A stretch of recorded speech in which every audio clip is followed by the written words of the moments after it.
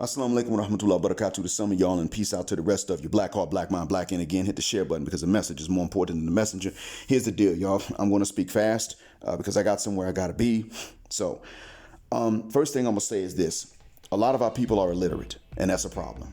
Even those of us in the manosphere with whom I agree, you're illiterate. Your writing sucks. You write like a third grader. In your own first language, you are undermining whatever point you make. And I'm getting sick of seeing this. Now, it could be considered just some sort of obsession of mine, but in your own first language, you're supposed to be literate in a place where education is free up until the 12th grade. Y'all niggas ain't. Whether you a blue pill, red pill, black pill, purple pill, doesn't matter. You could be a simp. You could be a pimp. It doesn't matter if you are super select or super non-select, living in your mom's basement for real. Your writing sucks for the most part. In your first language. Now, if you are writing in English and it's not your first language and you simply say, this is my second language, I'm not going to get on your case about that because you're making the effort. You probably write better from English than we do in your language. So if you are from Suriname and your first language is Papiamiento, or if you're from Indonesia and your first language is Bahasa Indonesia or Bahasa Melayu or Bahasa Sundan, that's fine. You're going to make mistakes in English because it's a second language, and I won't blame you. But when you speak English as a first language, I got mad trash to talk about you the way some of y'all are writing. Oh yeah, 2 of you on Facebook got on my nerves with that mess yesterday. Because see, when you suck and you're linguistically illiterate, not only can you not write correctly, you can't read correctly what others do write when they write correctly, and you think they're saying things they're not, then you're dumb enough to fall into the trap of a straw man argument, making a straw man argument to correct that, and that's not even what they're talking about. Dumb ninja. And if it wasn't for the algorithms, I'd call you Nigger with a hard R, try to sound as much like a Klansman as possible, and then show my face like, what the fuck you gonna do about it? Because I'm really getting sick of the ignorance amongst us. See, the people that are ignorant when they're, the ignorance because of laziness during grade school has permanent consequences even in adulthood. Then you get to be an adult, morally you mature, now you want to be deep and moral, but you're too lazy and therefore too illiterate to write your message correctly. With your stupid self. I'm sick of seeing this. But that's not the only illiteracy with which we're dealing. Now, this is whether you're a male or female, LS or DS or in between, purple pill, blue pill, red pill. This is a problem for our people. Now, even if you define yourself as another race, but you got a black admixture, this is something a lot of times y'all suffer with too. You don't know when to capitalize. You don't spell homophones correctly because they sound the same, but they're spelled differently with different meanings. You just throw any one of them in there because you're dumb.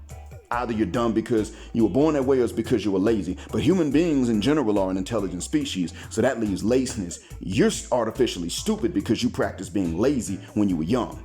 When you practice being intellectually lazy, you practice being stupid, and you know when human beings practice anything, we get good at it, including being stupid. And some of y'all think that you deep. No, Ninja, you sound dumb as F. Because the way you wrote, you capitalizing stuff don't need to be. You're not capitalizing what should be. You're punctuating questions with periods instead of question marks or ... Hell, you write some things and don't punctuate, run-on sentences. And some of you have been writing in my comment section and you agree with me. Man, this is fire, great. You know what? I'm gonna start deleting stuff. Matter of fact, you know what? If you write these things, your comments are gonna go away automatically. Because I forgot what it is, but I can find it. It's a setting that will, over time, after a few hours, it'll take away your comment. If you type something in, it'll take away the comment and it'll remove it if it doesn't make sense in English or whatever your first language is. Some setting like I think, and so in other words, you may type something that you didn't spell correctly, it didn't punctuate correctly, and it really doesn't make sense to Google Translate as an example, and it might just disappear hours later, and I don't know nothing about it. I might see it before it goes, I might not, and you know what? I don't care. So even if you're agreeing with me and you say, hey man, where my comment went? I'm just gonna straight say, bro, I don't already told y'all. You misspelled something that was important, and that's probably why it's gone, because I put the setting on. I might even just set it to where I have to approve all comments, and if I don't understand them when I read them, if I can't speed read them and understand them, it's because of something mispunctuated or misspelled, and I'm just going to take it out or just not approve it. May not even notice it because it's that important. You trying to put a message out there for people to listen to, you need to have that message spelled correctly. And stop giving your enemies ammo to use against you, because I'm going to use it against our enemies. But there's also historical illiteracy, and this is a major problem. Whether you are, again, whatever percentage of black you are, red pill, purple pill, black pill, blue pill, there's a lot of historical inaccuracy that goes on. We don't like to read and learn things, you know? And that's why it is that this really shows up when we discuss FBA relationship with other black people.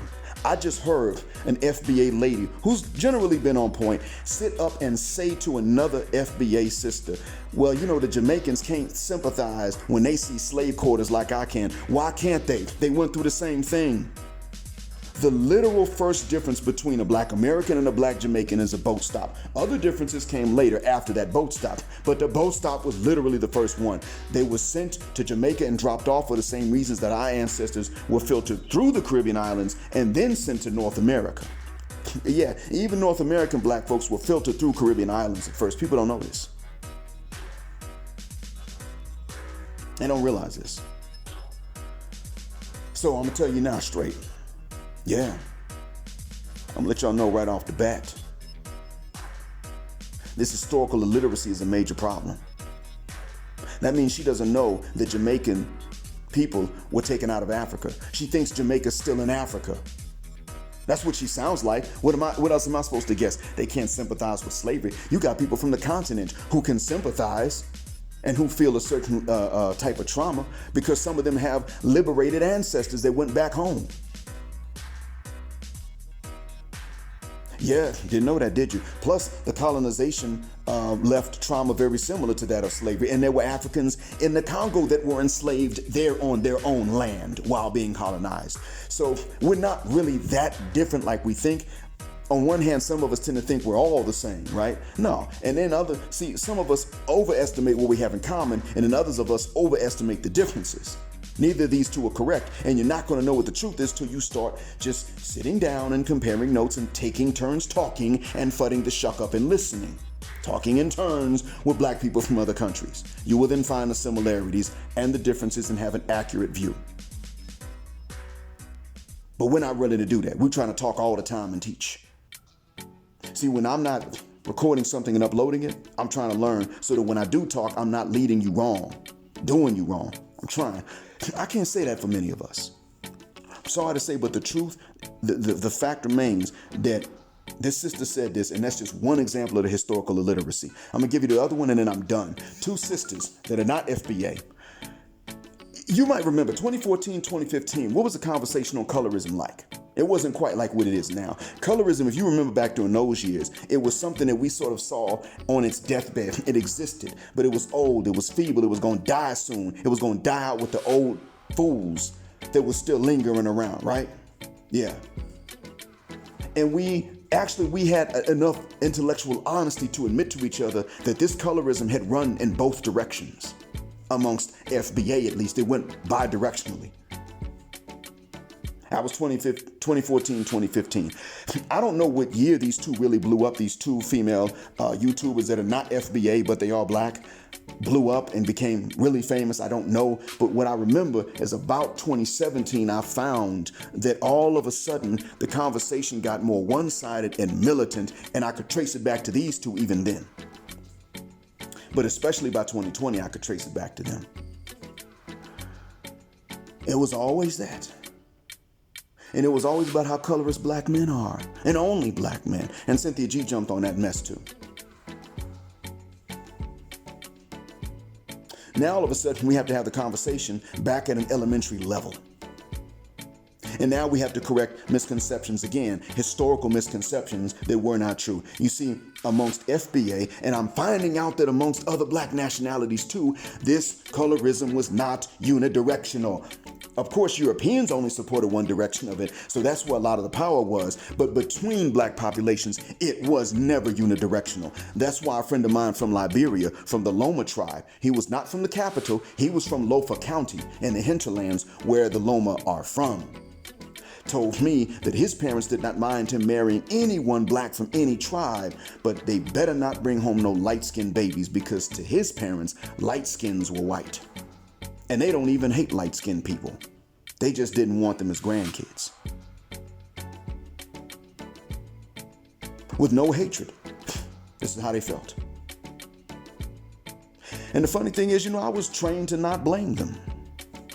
Nowadays, I would say that only is okay if lighter-skinned black folks can say the same thing about darker-skinned black grandchildren. But that's not okay, and we don't think it is. Therefore, their direction is also not okay. But that's a different topic. The point I'm making is that I'm finding this out. That's one example, but I am finding this out. In Haiti, we all know about the mulattoes being on top. Never mind that they got driven out. We all know about the mulattoes being on top, but here's the funny thing. Later on, because see, all the mulattoes didn't leave Haiti during the revolution. But the ones that were there, though they sided with the French at one point, and that was wrong, they paid. I've told you all before about the OJ Rebellion, and I hope I'm pronouncing it right, but it's spelled O-G-E with an accent mark over the E, Rebellion. I need to look up more on that, but that was when the French and the unmixed Africans united against the mulattoes that were made up of both of them. That's what happened. Wow. Stop and think about that for a second. Drove them the uck out or killed them. So it ain't ever been just unidirectional. We might be familiar with the Dominican brand of colorism that is itself is very unpopular amongst today's youth, to be honest with you. We might be familiar with that. These two broads that ain't FBA and was scared to talk to the men of their own cultural communities within the race decided to take a dump on the FBA population and bring up this old argument without the proper historical understanding. And they made ours worse. That's another example of this historical illiteracy. We got to get rid of this stuff, people, because that's what it's leading to. And this is going to require a fundamentally cultural revolution. 180 degrees, not 360. That puts you back where you started. 180. That means we have to have the opposite attitude towards education as what we've had.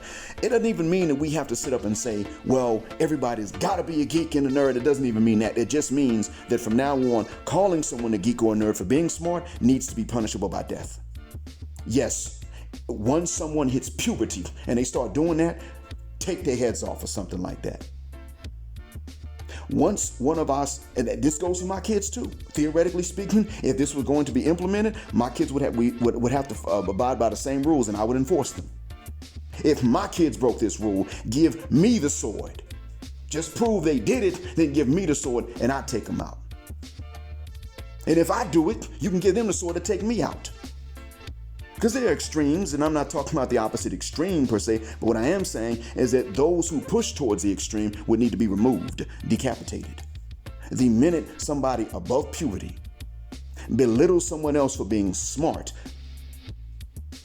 just for being smart, literate, knowing stuff, chop, get rid of this ninja publicly. Let everybody see their head roll, put a stop to that because that is a nasty, toxic element in the culture. And don't let anybody tell you it's only FBA. No, it's there in the garrisons in Jamaica too. Just as an example, it's there in bad neighborhoods in India, outside of the black race altogether, as far as they would say. But the point I'm making is that we're the ones that don't get away with this stuff. So we're going to have to remove that. Because we're not trying, whatever we want to build, whatever it is, we're not trying to build these failed states from which these immigrants leave in order for you to look up to them in the United States, like they weren't cherry-picked. That's not what you're trying to do. Whatever we're trying to build, it ain't another India. India might be a country, full country, but it's got so many problems we don't want and don't have to have.